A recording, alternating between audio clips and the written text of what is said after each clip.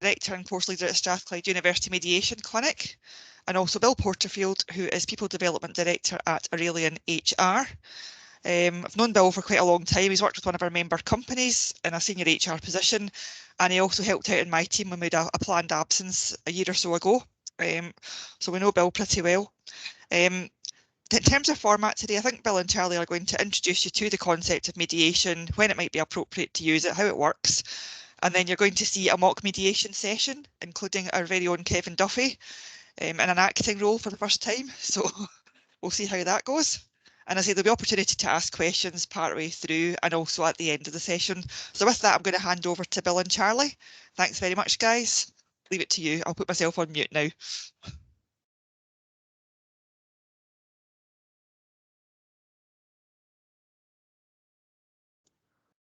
Sorry, Charlie and Bill, I muted everybody at the beginning, so you just need to unmute yourself. That's the commonest phrase, isn't it, on online meetings? You're muted. Thanks very much, and delighted to be here. Bill, are you going to say a word before I kick off? Are you happy for me just to launch in? Okay, I take that as a nod. So, I have been a mediator for over 25 years, actually, in employment mediation for nearly 20. And I now actually teach others to mediate. So one of the things that we're hoping to do is give you a glimpse of what mediation actually looks like. Over the years, I've learned that mediation is one of these rather strange things that when you try and describe it, when you try and write about it, it seems to become both quite formal and quite dull.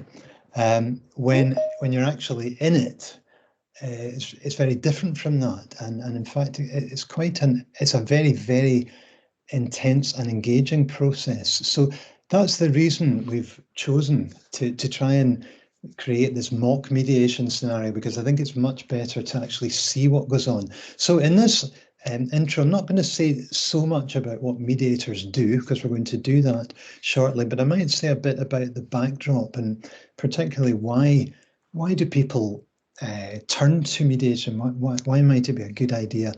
So Sarah, I wonder if it's possible to see the slides. I've sent some slides to Sarah in advance. Sure, Charlie, just give me a wee sec while I find them. Okay. Well, I'll keep talking. I have to say, when I become involved with a company or a firm, my first port of call is usually the HR. Oh, here's the slides. So can we have the first? Is it possible to click on slideshow? That would be handy, and then we'll get them one at a time. There we go. That's delightful. So if you click, oh, now you managed to come out of it.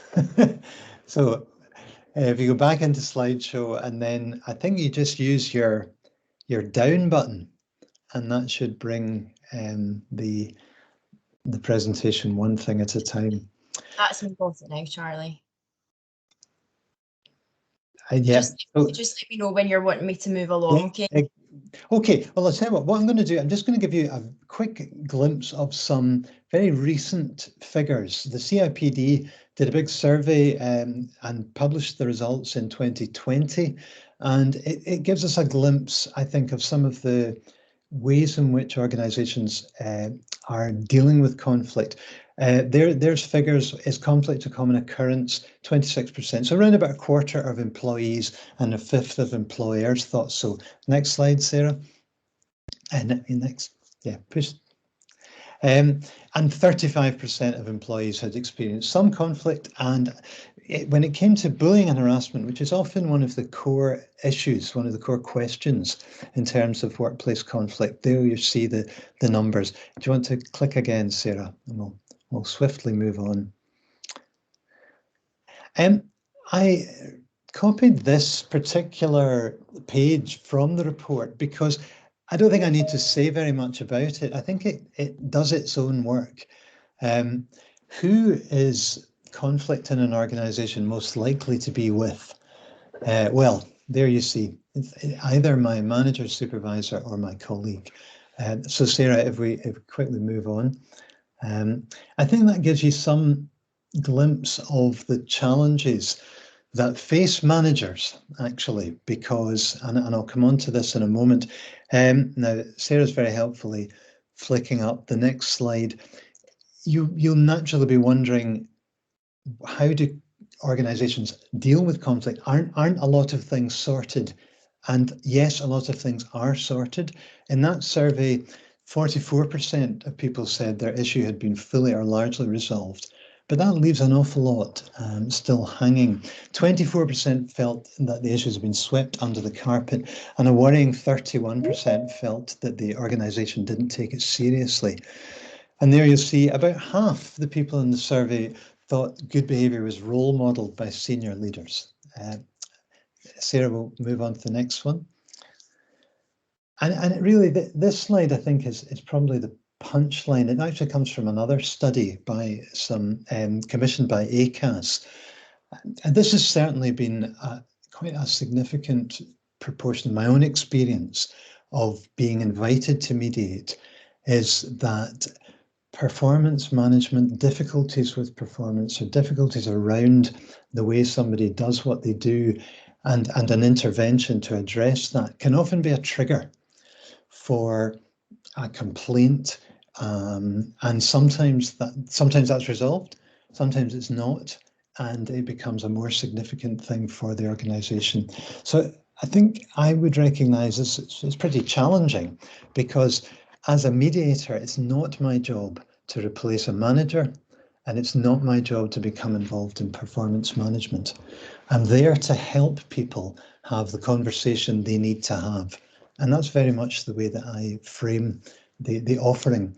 It may not be a comfortable conversation, and it may require a degree of candour and courage. But usually these conversations lead to a better way forward than if they didn't have them. Sarah, can we have the next slide? I feel like Chris Whitty. So here's a little timeline.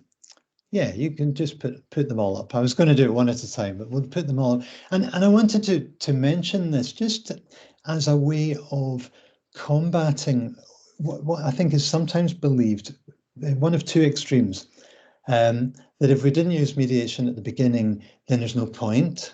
Well, no, that's not the case. You'll see that there are quite often times when I've been invited to help an organisation which is already in an ET, and often it would be the solicitors that invite a mediator at that stage to see, can a resolution be achieved in advance of an employment tribunal. But the other, I suppose, way of thinking is mediation is the last thing we want to do, because it's awkward and it might involve cost. And there is a tendency to do it at the last possible minute. But in fact, another fairly large chunk of my work is before any kind of formality, any kind of complaint, where an organisation will contact me and say, look, there's a bit of an atmosphere, there's a bit of trouble in this particular team. We think it would be helpful to intervene. And that early stage can be very productive. And of course, the goal would be to avoid an issue becoming a formal complaint and for people to be able to get on with their work. Sarah, one or two more slides, if you don't mind.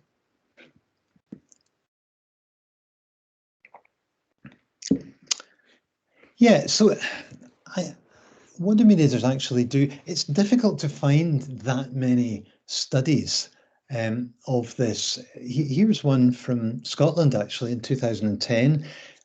Help people express themselves. Sarah, if you just pop them all up, actually, because I'm going to run out of time.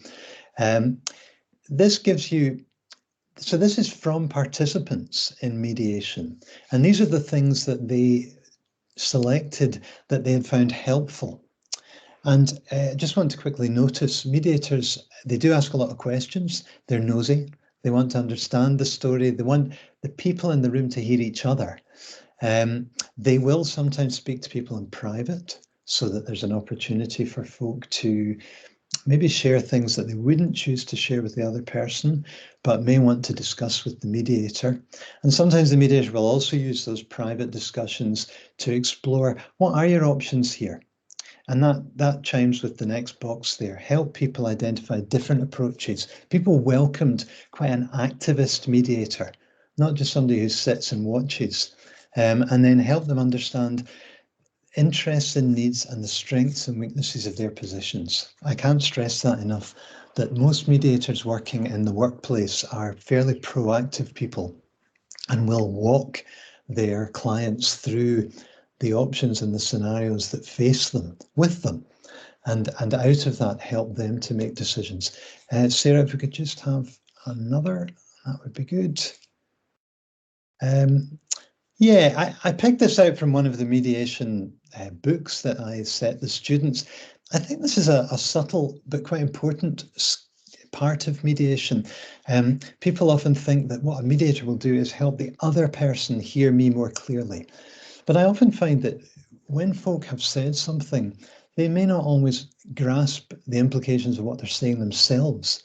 And often the experience of mediation, people will say afterwards that they gained insight and they're clearer in their own thinking. And I think that's one of the things that mediators offer. Another slide, Sarah. I thought I was at the last, but I think I've got two more. Yeah, so does it work? Well, here's one study, a smallish sample in 2013. And interestingly, it shows you the kind of issues that come to mediators. So bullying, 11 out of the 12, surprisingly to me, although not perhaps as surprising as it would have been a few years ago, that those situations do often resolve, and performance management as well. The majority reached a resolution. There was more question marks about the long-term stickability, and I've put that quote in before at the bottom, that organisations that had helped people and had teed up mediation positively and constructively helped people get the most out of it. And Sarah, this next one's just the last slide, I think. No, that was the last slide.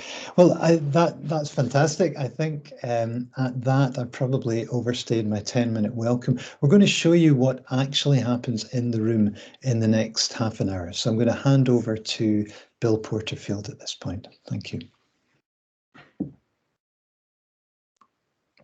And you're muted, Bill. Thanks, Charlie. Yeah, that was a really good introduction and a good idea of the breadth of mediation. I don't have the years of experience that Charlie does. I have to say that my experience of mediation in a formal way started about 5 years ago, and I've taken on some consultancy in mediation throughout the UK.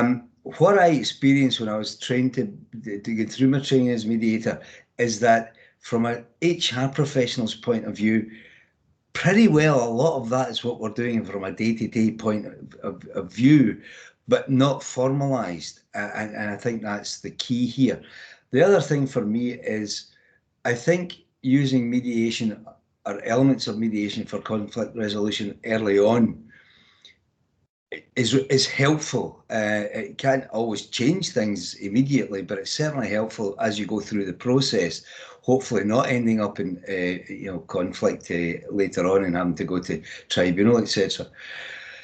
I have a thought, and we can talk about this in the questions later on, whether HR professionals would have mediation as part of a disciplinary process with a line that says something like, the company reserves the right to mediate where appropriate, or something like that, and have that as part of their policy. But as I say, that's for discussion.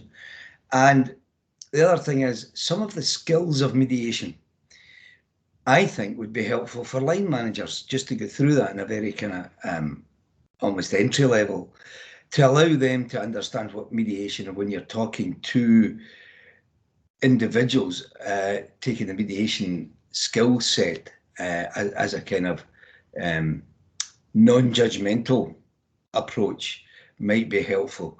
But as I say, I'm happy to take questions on that once we get through the mock mediation, which we're going to do right now. Okay.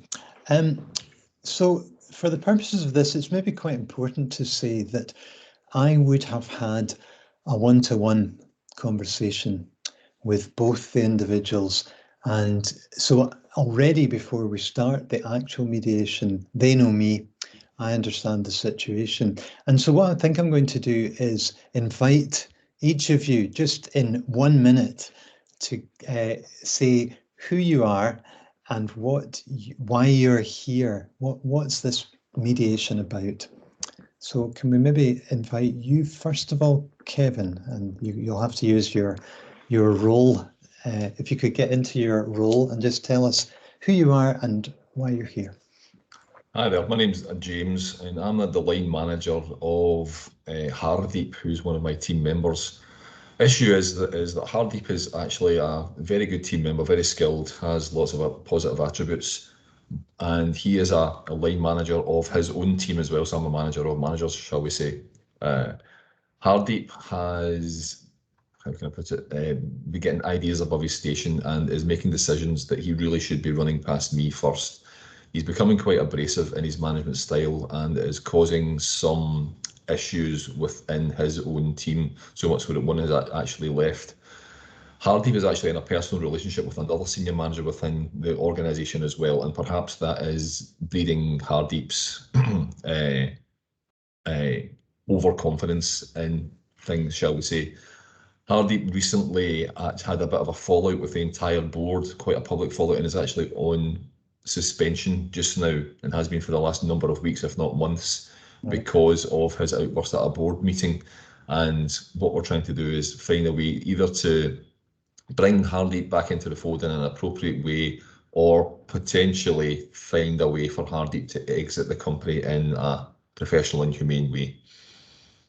Thank you very much. Thank you, James. I'll come back to you in a moment.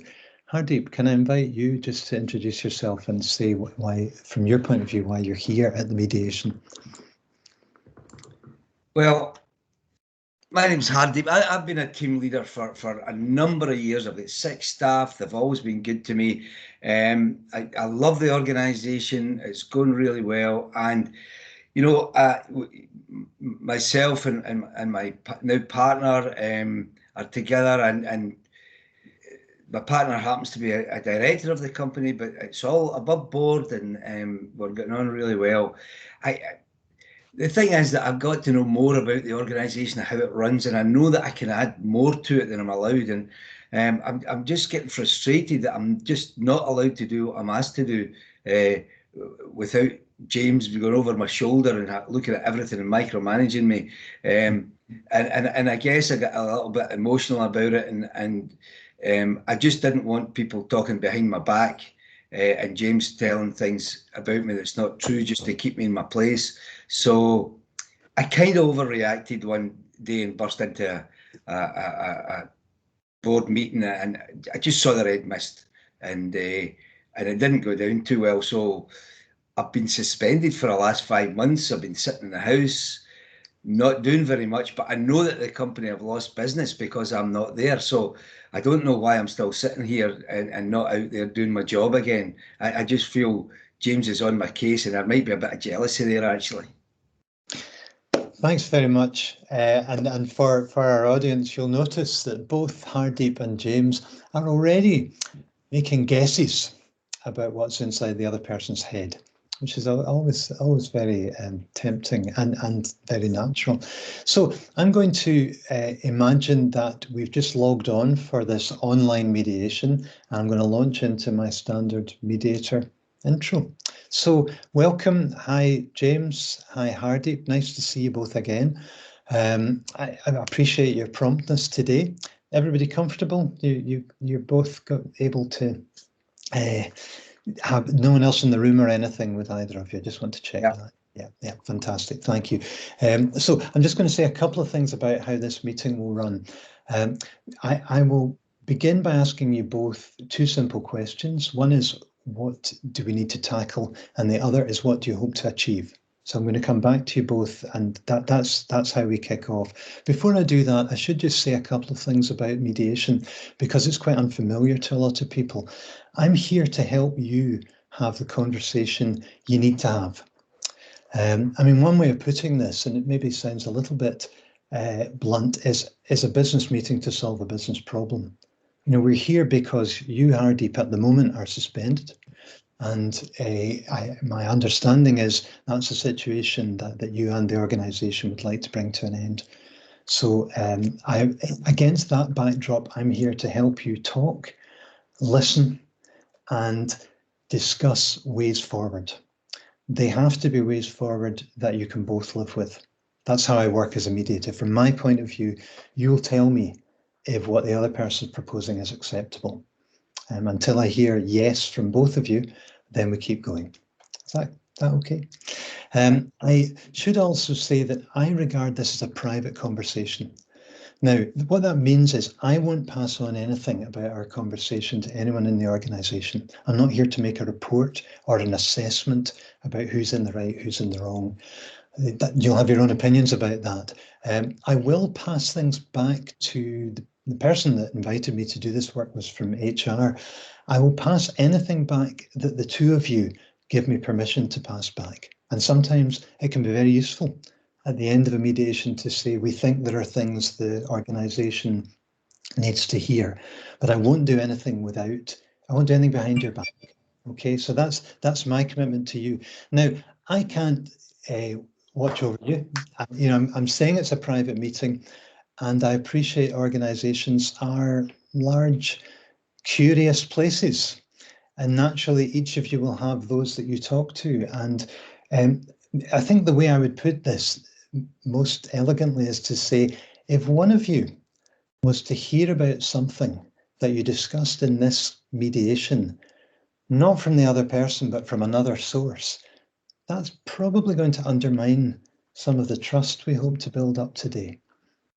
I think I'll say no more than that. I think it's up to you, but there may be other people who need to know what has been discussed, and we'll talk about that.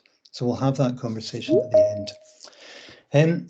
Just one other thing, I'm committed to being impartial. I will strive, I'm not on anybody's side today. If you think I'm not being impartial, please let me know. I will make some time at some point in the mediation to speak to each of you privately, and you can let me know how it's going. But that's my commitment. I'm here to help you both reach a way forward. That's probably enough. Any questions from either of you? Yeah. No. Okay, well, I think probably would it make sense I wonder if it might make sense, Hardeep, for James to go first. Would you be comfortable with that? Because I think this has been initiated really by the organisation does that make sense to you? I'm happy with that, whatever helps, yeah. Thank you very much. So James, those two questions are, what do we need to tackle, and what would you hope to achieve? What we need to tackle is the fact that James, Hardeep, regardless of his skills, which are very, very good, is causing friction in his team. Somebody left because of the issues, and during his suspension absence, things have actually improved. There's a better culture. So I would hope that we could still, what I want to achieve is to still have his skills and attributes, but still have the positive working environment that's currently ongoing as well. And remind me, what's the second question? The second bit was what you hope to achieve. I suppose you've kind of answered that. In terms of what we need to tackle, maybe the first question, have you covered everything? If I got you right there, James, I think really the key word was friction. That sounded to me like what you were bringing up for our agenda. Is there anything else? I want Hardeep to still understand that regardless of his own ideas and his own drive, he's part of an overall organisation that has processes, it's got protocols. there are some big decisions that he's taken without my input or someone else's in the organisation that he should have ran past me first. I mean, some of the things that he's come up with are good, but when these things appear, for want of a better term, out of left field without anyone knowing about them, it can be unsettling for folk. Okay. Yeah, and obviously as well, when he came into that board meeting, all guns blazing, that did cause quite a bit of further friction as well. So I would hope that there would need to be more of an acknowledgement of where he sits within the overall structure of the company. Thank you very much. So James, friction was maybe a useful heading, and then you've added to that specifically the way that a manager like Hardeep fits into the wider organisational tapestry, if you like, and just clarifying that understanding, and then perhaps there's some fallout from the board meeting that I've heard about from both of you. Is that a fair summary of what you would want to tackle? Thank you so much. Thank you, Hardeep, for listening politely and courteously while James spoke. I'm going to invite him to do that now while you answer my two questions. From your point of view, what do you think we need to tackle, and what would you hope to achieve? Well, I think James has been a bit unfair. I think I've got lots of great ideas. I suppose if I've been honest that, you know, chatting over dinner with my partner, I'm beginning to get a little more insight to what the company is all about, and I think I can absolutely, you know, contribute to that. But I feel I'm being held back. I feel, you know, James, in all honesty, there might be a bit of jealousy in there, and that you're just, you know, keeping me down, and it's really, really frustrating. So I was just sort of trying to get these things in place as soon as we could. And yeah, I know there was a bit of moaning and groaning from my team, and the one that left would probably have left anyway, because it's a really good job and they're getting much more money. But you know, I don't think that was a big issue. And I just hated the idea that, James, you were taking this to the board itself and kind of talking behind my back, and I just get very, very frustrated. And the fact that you get invited to a board meeting and I didn't, I just assumed, I know that's wrongly now, but I just assumed that you were there to complain about me, and I didn't think that was fair. And as I say, my frustrations got the better of me, and I appreciate it wasn't the best approach, but that's where it is. And I think if you and I are going to work together, I just want a little bit of opportunity to put my ideas in, and because I really think they'll work really well. And I'm sitting twiddling my thumbs for 5 months, and I'm feeling really frustrated. Hardeep, so you sound frustrated. You've used that word a couple of times, both at twiddling your thumbs, and then maybe at a deeper level, that sense of having something to contribute, so some ideas and something to contribute to the organisation. Is that right? I picked that up from you. Yeah. At the same time, you raised the issue of the board meeting, and I think, I just want to check my understanding. Did you say you had thought that James was there to talk about you, but you now know you're wrong? Did I hear those words? Yes. You know, both from a professional point of view and of course at home, I've been told quite strongly that I made a wrong decision there. You know, I realise now that was actually something that perhaps I should have been more. I should approach differently. But do you want to say anything about that just at the start to clear the air?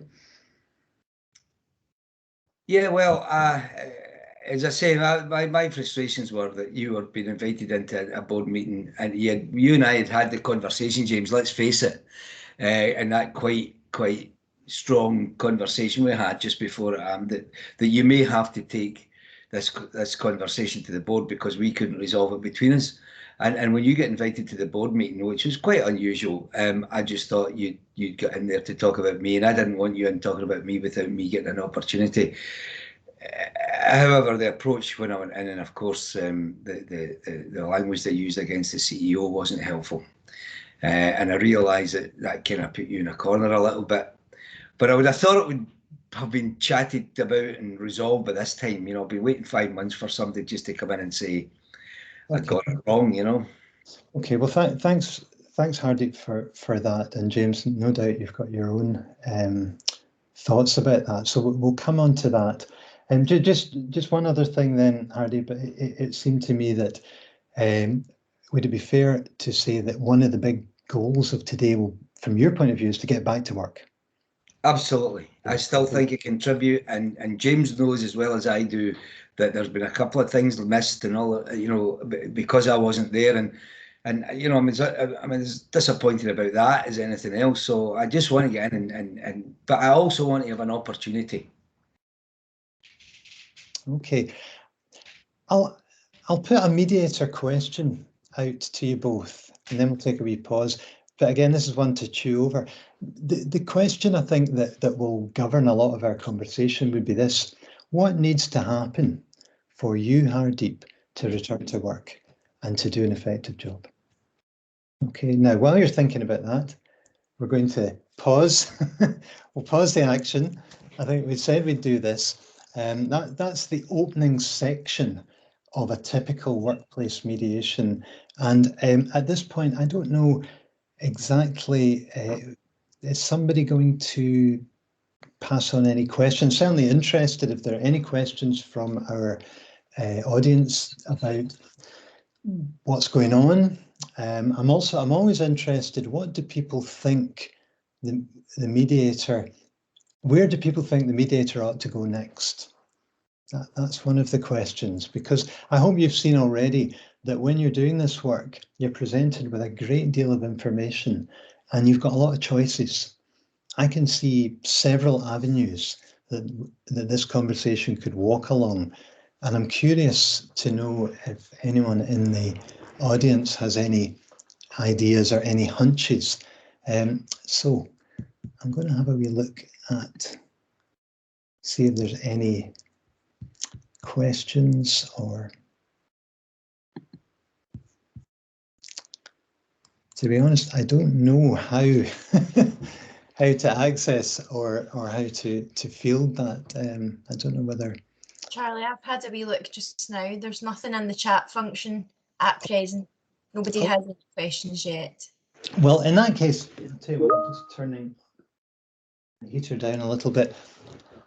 Oh, I see one question has just come in. Yeah, I think I can see that. Let's have a look at that. Do you need to check what scope there is for Hardeep to have more autonomy? Somebody else is asking why it's taken 5 months. And someone else has asked about introducing job descriptions. Fantastic, thank you. All of those.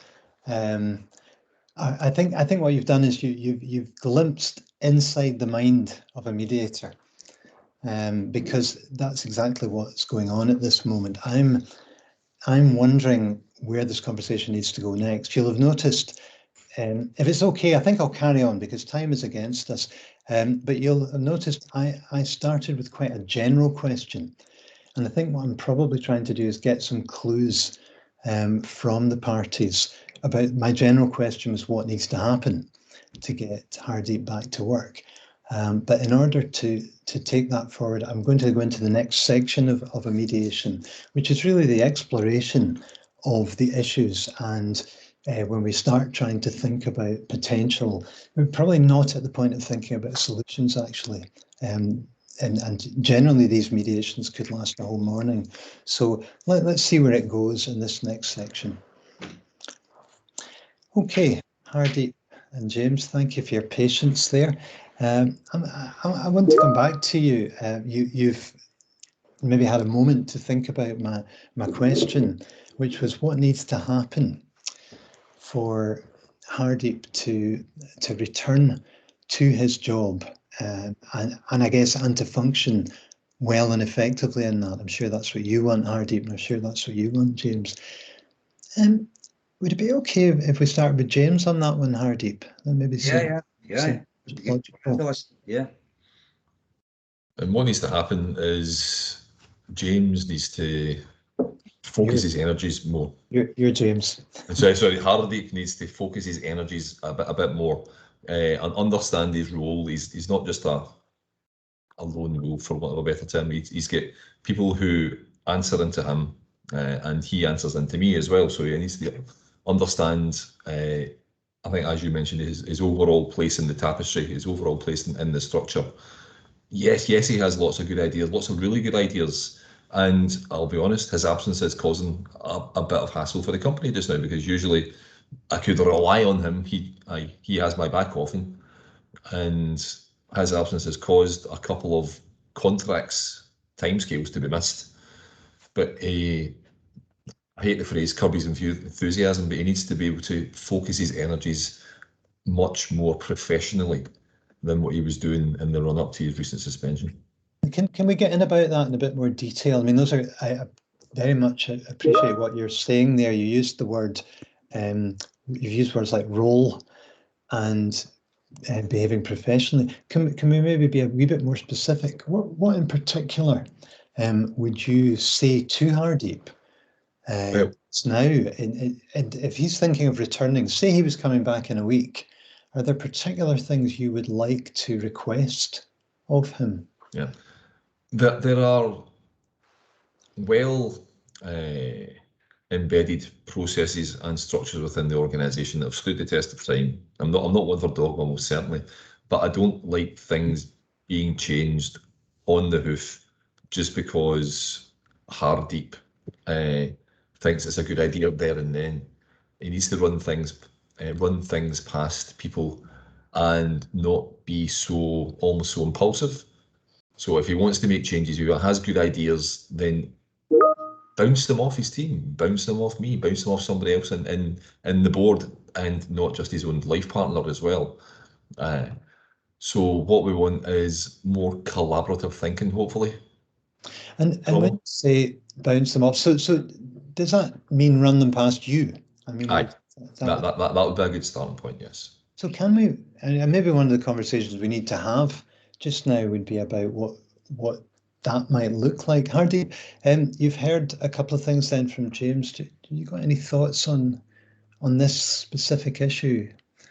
The question of what needs to happen to get me back to work. I'm desperate to get back, or I'm desperate to add value. So I'm willing to sit back a little bit and appreciate and take instruction from James about what perhaps I've done wrong and start again. But the thing for me is, if I go through James every time, the first answer is always no. It's always, well, we'll think about it, and there's never a kind of proactive approach to it. Okay, I'm going to pause you for a second, Hardeep, because when people use words like always in my mediation, I tend to kind of think that I take that as a bit of an expression of frustration, if I'm honest. And I wondered if could we be more specific yet? Is there a concrete instance, something where you have encountered James saying pause or wait, and I'd just like to understand exactly what that no looks like and what that no might mean. And we've got James here, which is great. So the time that I introduced the new strategy for the logistics programme, which I thought would be much quicker and would save a lot of issue for my administrators, and I implemented it. It seemed to be going great, and then James came in and said, no, stop that. Because I've not been involved, and I needed that little bit of autonomy with my team. Okay. Although the team, to be honest, weren't overly enthused about it. Thanks, Hardeep, and I really appreciate your honesty, and just volunteering that example. So, if you don't mind, James, I'm just going to ask from your point of view. I want to say a little bit about that particular episode. About the boardroom episode. No, sorry. The thing that Hardeep was just talking about, which was the logistics change that he brought in, and I gather that you've had, I suppose, the word is overruled or had a different approach. Well, as I mentioned before, he does have good ideas, but he doesn't often think through the consequences of everything. So what superficially may be a good idea may have some ramifications further on down the supply chain that he hadn't foreseen. Now, if he'd bounced that off some of his team members, if he'd bounced that off me, then we could have thrashed out those potential problems. But he steamed in and made these changes and didn't appreciate that it was going to add extra cost on X, Y, and Z areas, or extra time on A, B, and C areas. And so us having to thereafter unpick that bred further frustration. So can you say a little bit more about, from your point of view, the remark that I just heard from you, Hardeep, which was, from your point of view, it's always no. James, what's your thinking about that? It's not always no. It's sometimes no, but sometimes it is yes as well. Or it's yes with caveats. Yeah, I like your idea, Hardeep, but can you go and try X, Y, or Z? Rather, I mean, I think it's really a point blank no. It's really just a full stop. Don't do that again. But I would like to think that I give direction and some sort of constructive feedback to the ideas that he has. And what would be helpful from your point of view if Hardeep does have? He sounds like sorry, forgive me talking about you here, Hardeep. Sounds like quite an energetic fellow. You know, from your point of view as a manager, I'm sure that brings benefits and challenges. Are there any particular things you would like to say to him now about if he does have ideas, what might enable you and the organisation better to take them forward? That was a question for you, James. I would like more regular feedback from him, even with when his ideas are at a formative stage. Come and talk to me, or even if he has something which is more fully formed, come and talk to me as well.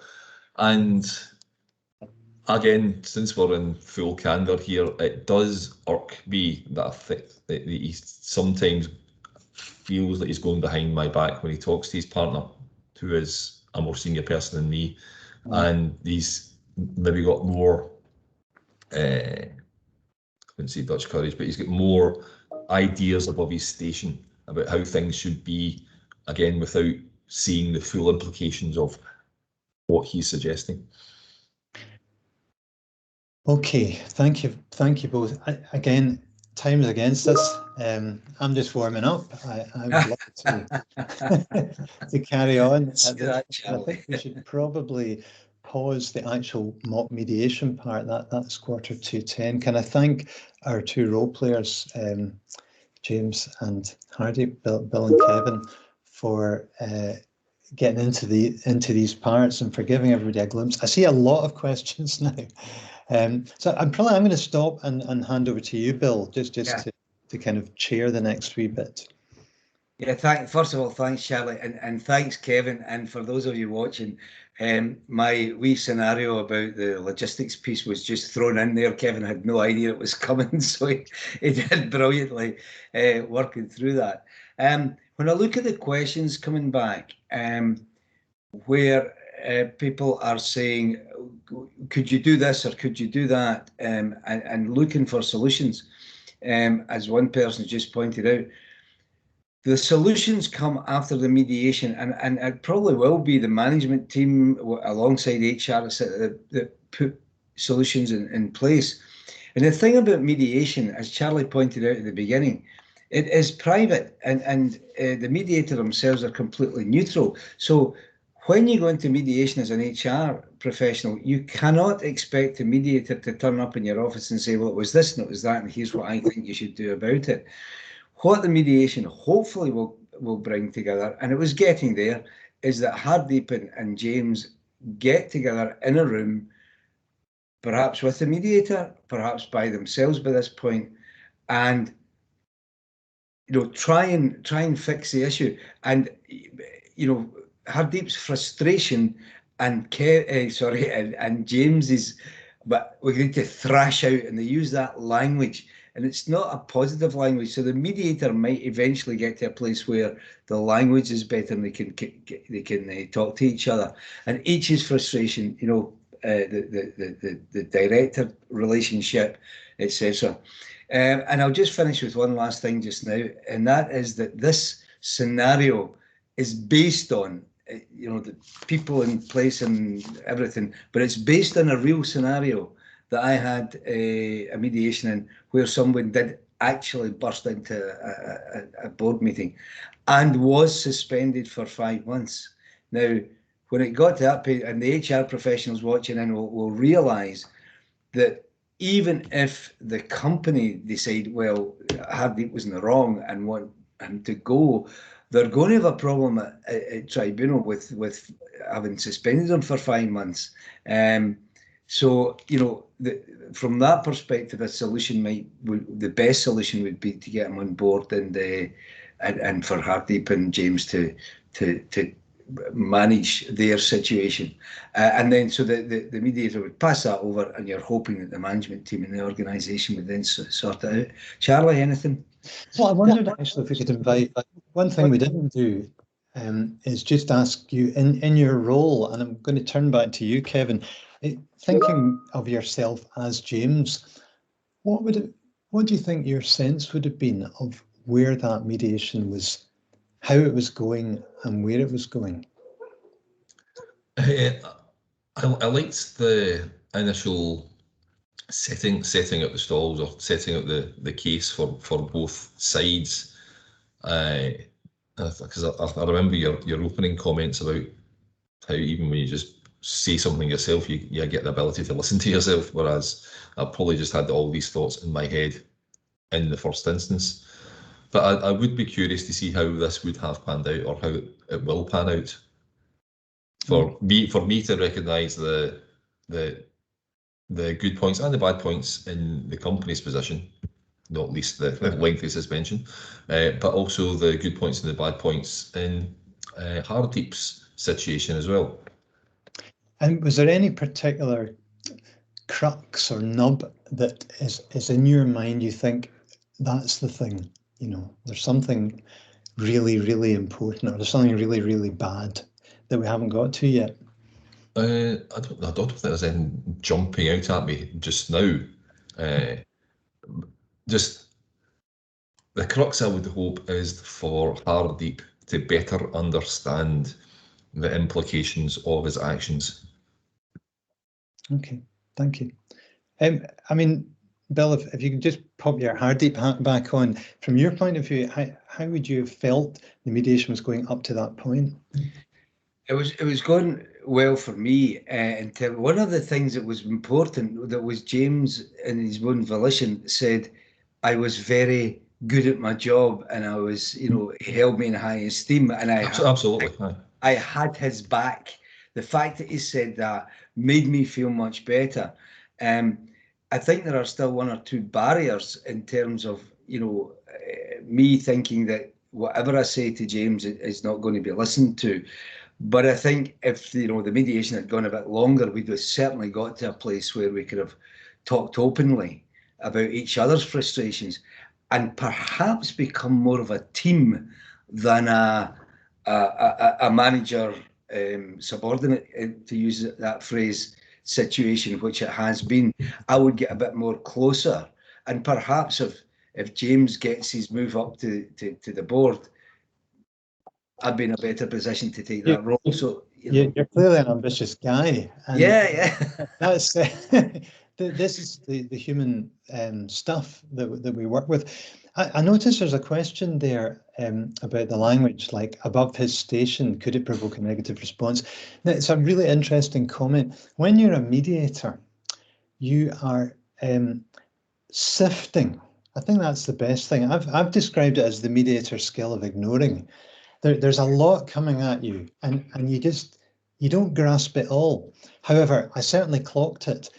I also clocked, now there was a kind of almost equal and opposite dig from Hardeep to James, and I'm just trying to remember what it was now. Yes, jealousy early on. And again, these are quite below the belt. They're things that can make your counterpart lose face, if you want to use that language. And so actually they're of great interest to me. I'm storing them away in my mind, and I'm thinking, if these folk naturally get to these issues, that's great. That's where the mediation needs to go. If they don't, I may actually choose to kind of steer us back to that. I suppose those questions: what really needs to happen, or are there any further barriers? Is there anything in the way? You're envisaging a better future. Sometimes people want to speak positively and optimistically because it culturally doesn't feel very good to be complaining. And sometimes the mediator's job to say, okay, that's great. Are there any barriers in the way of that? Charlie, could I jump in? I've just seen a question about does the organisation have an issue with the director who's providing information? Is that okay? Should that be part of the overall discussion? It may come out during the conversation with James and Hardeep about how they feel about the relationship and where it sits. But actually, the fix won't be with, in my opinion, I'll use, won't be within James and Hardeep. It needs to be the organisation itself to sit back and look at, is this helping and how can we make, because up to that point it was perfectly fine. I have to say, this is where the artificiality of this little mock mediation is a bit tricky. I think in the real world, I would have had those conversations in the pre-mediation. I think I'd already have been asking some pretty challenging questions to Hardeep about boundaries, possibly asking him to ask his partner some challenging questions, and just highlight that.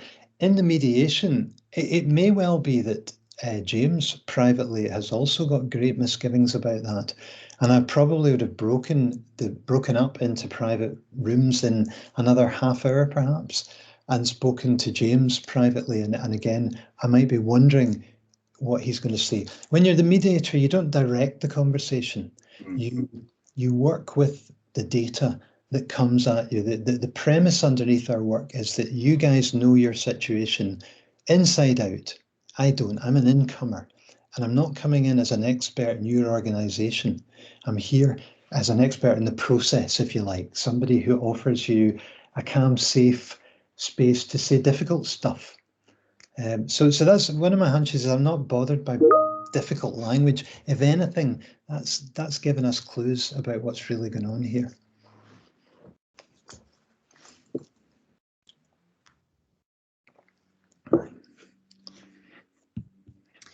I just see a last question. I think we'll have this as a last question because, as you say, Charlie, we're running out a wee bit of time.